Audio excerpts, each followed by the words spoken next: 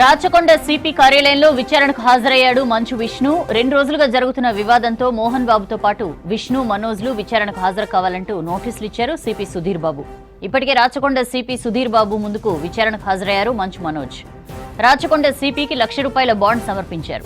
తనంతట తాను గొడవలకు దిగనని, శాంతి భద్రతలకు విఘాతం కలిగించనని బాండ్ సమర్పించాడు మనోజ్. విచారణపై హైకోర్టు నుంచి స్టే పొందారు మోహన్ బాబు.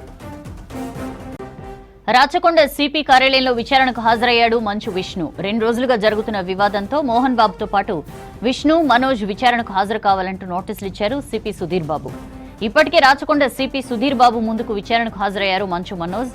రాచకొండ సిపికి ₹1,00,000 బాండ్ సమర్పించారు. తనంతట తాను గొడవలకు దిగనని, శాంతి భద్రతలకు విఘాతం కలిగించనని బాండ్ సమర్పించాడు మనోజ్. విచారణపై హైకోర్టు నుంచి స్టే పొందారు మోహన్ బాబు. డీటెయిల్స్ తెలుసుకుందాం. సిపి ఆఫీస్ నుంచి ధనరాజ్ లైవ్ లో జాయిన్ అవుతున్నారు. ధనరాజ్, మంచు విష్ణు విచారణకు హాజరైనట్లు తెలుస్తోంది, ఏంటి అప్డేట్స్?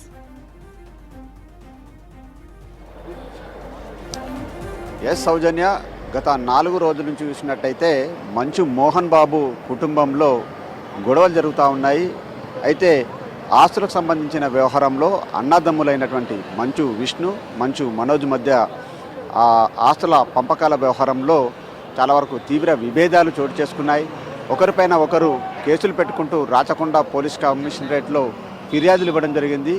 ఈ క్రమంలోనే మనం చూస్తున్నాం రాచకొండ పోలీస్ కమిషనరేట్లో ఈ ఉదయం నుంచి కూడా చాలా వరకు పెద్ద ఎత్తున హైడ్రామా కూడా కొనసాగింది. అయితే ముగ్గురు అంటే మంచు మోహన్ బాబు, అదేవిధంగా విష్ణు, అదేవిధంగా మనోజ్కు ముగ్గురికి కూడా మెజిస్ట్రేటు హోదాలలో ఇటు సిపి రాచకొండ సిపి సుధీర్ బాబు వారికి నోటీసులు జారీ చేశారు. ఏదైతే నిన్న జరిగినటువంటి జైలిపల్లిలో జరిగినటువంటి దాడికి సంబంధించిన వ్యవహారంలో అయితే ఒకరికొకరు బౌన్సర్లతోటి కొట్టుకోవడము, అదేవిధంగా గత 4 రోజుల క్రిందట చూసినట్టయితే ఆదివారం అంటే మంచు విష్ణు, అదేవిధంగా మోహన్ బాబు అనుచరుడైనటువంటి వెంకట రమణ వాళ్ళ అనుచరగణం అంతా కూడా తనను కలిసి కొట్టారంటూ మంచు మనోజు రాచకొండ పోలీస్ కమిషనరేట్కు ఫిర్యాదు ఇచ్చారు. ఆ తర్వాత మోహన్ బాబు ఆయన కూడా ఫిర్యాదు ఇవ్వడం జరిగింది. మొత్తం ఈ వ్యవహారం అంతా కూడా రాచకొండ కమిషనరేట్కు చేరుకోవడంతో రాచకొండ కమిషనరు నిన్న జరిగినటువంటి బౌన్సర్ల దాడి ఘటనలలో మంచు విష్ణుకు, అదేవిధంగా మోహన్ బాబుకు, మనోజ్కు ముగ్గురికి కూడా మెజిస్ట్రేట్ హోదాలలో విచారణకు హాజరు కావాలంటూ ఇవాళ 10:30కు ఆదేశించారు. ఈ క్రమంలోనే మనోజు వచ్చి విచారణకు హాజరయ్యారు. మంచు మనోజు తనపై దాడి జరిగిన వ్యవహారంలో తన సోదరుడైనటువంటి విష్ణు ప్రోద్బలంతో, అదేవిధంగా మోహన్ బాబు తండ్రి అయినటువంటి అనుచరుడైనటువంటి వెంకటరమణ వారు తనపై దాడి చేశారని ఇచ్చినటువంటి కంప్లైంట్ మేరకు ఇప్పటికే వెంకటరమణను పోలీసులు అరెస్ట్ చేయడం జరిగింది. ఆ తర్వాత చూసినట్టయితే మంచు మనోజ్ వల్ల శాంతి భద్రతలకు విఘాతం కలగకుండా ఉండేందుకు గాను ఆయన ఒక షూరిటీ బాండ్ రాసి ఇవ్వాలని కోరినటువంటి క్రమంలో ₹1,00,000 బాండ్ ఇచ్చి ఆ తర్వాత మొత్తం పీస్ఫుల్గా తన ఆస్తుకు సంబంధించిన వ్యవహారంలో సమస్యను పరిష్కరించుకుంటానని చెప్పి మనోజ్ వెళ్ళిపోయారు. ఆ తర్వాత చూసినట్టయితే ఇక మంచు విష్ణు వచ్చి కొద్దిసేపటి క్రితమే సిపి సుధీర్ బాబు నేతృత్వంలో విచారణకు కూడా హాజరయ్యారు. ఎందుకంటే ఆయన కూడా ఒక లైసెన్స్డ్ వెపన్ కలిగి ఉన్నారని కూడా తెలిసింది. అదేవిధంగా అన్నదమ్ముల మధ్య జరిగినటువంటి గొడవలలో ఒక జర్నలిస్ట్ కూడా తీవ్రమైనటువంటి గాయాలయ్యాయి. ఈ క్రమంలోనే అక్కడ శాంతి భద్రతలు చాలా వరకు విఘాతం కలిగాయి. ఈ క్రమంలోనే మెజిస్ట్రేట్ హోదాలో సిపి నోటీసులు జారీ చేయడం జరిగింది.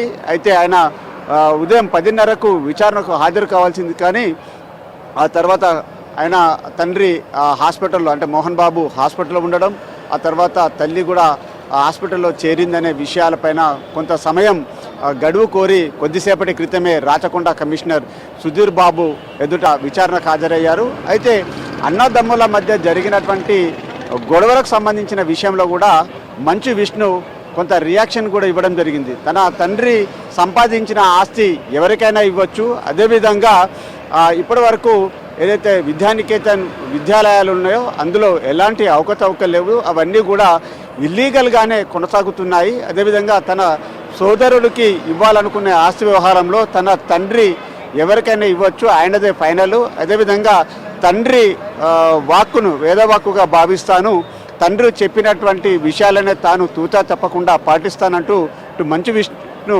తన వర్షన్ చెప్పడం జరిగింది. అయితే ఇద్దరు అన్నదమ్ములు గొడవలు రేకెత్తినటువంటి క్రమంలోనే జల్పల్లిలో ఉంటున్నటువంటి ఫామ్ హౌస్ వద్ద తీవ్ర ఉద్రిక్త పరిస్థితులు కొనసాగుతున్నటువంటి క్రమంలో మొత్తం మీద చూసినట్టయితే మోహన్ బాబు కూడా ఆయన రియాక్ట్ అయ్యి అక్కడ ఉన్నటువంటి జర్నలిస్ట్ పైన దాడి చేయడంతో పరిస్థితులు కొంతవరకు చాలా వరకు శాంతి భద్రతలకు విఘాతం కలిగింది. అక్కడ ఉద్రిక్త పరిస్థితులు నెలకొన్నటువంటి క్రమంలోనే మోహన్ బాబు కూడా విచారణకు హాజరు కావాలని సిపి సుధీర్ బాబు నోటీసులు జారీ చేశారు. ఆయన గన్నును కూడా సరెండర్ చేసినటువంటి క్రమంలో మోహన్ బాబు హైకోర్టును ఆశ్రయించారు. తాను విచారణకు హాజరు కాలేను, జల్పల్లి వద్ద పోలీస్ పికెటింగ్ ఏర్పాటు చేయాలి, తనకు సెక్యూరిటీని ఏర్పాటు చేయాలి, తనకు ప్రాణరక్షణ కల్పించాలంటూ హైకోర్టులో లంచ్ మోషన్ దాఖలు చేశారు. ఈ క్రమంలోనే హైకోర్టు కూడా స్పందించి ప్రతిరోజు 2 గంటలకు ఒకసారి మోహన్ బాబు ఇంటి వద్ద వాళ్ళ ఫ్యామిలీ ఉంటున్నటువంటి నివాసాల వద్ద ఎప్పటికప్పుడు ప్రతి 2 గంటలకు ఒకసారి భద్రతను సమీక్షించాలి, సెక్యూరిటీ అరేంజ్ చేయాలి, అదేవిధంగా సీసీ కెమెరాలకు సంబంధించినటువంటి భద్రత ఏర్పాట్లపైన కూడా ఎప్పటికప్పుడు రివ్యూ చేయాలంటూ హైకోర్టు ఆదేశించినటువంటి క్రమంలోనే సిపి సుధీర్ బాబు నేతృత్వంలో మహేశ్వరం డీసీపీ సునీతారెడ్డి, అదేవిధంగా పహాడి షరీఫ్ సిఐ అయినటువంటి గురువారెడ్డి నేతృత్వంలో భద్రతకు సంబంధించి వ్యవహారాలను కూడా సిపి సమీక్ష కొనసాగించారు.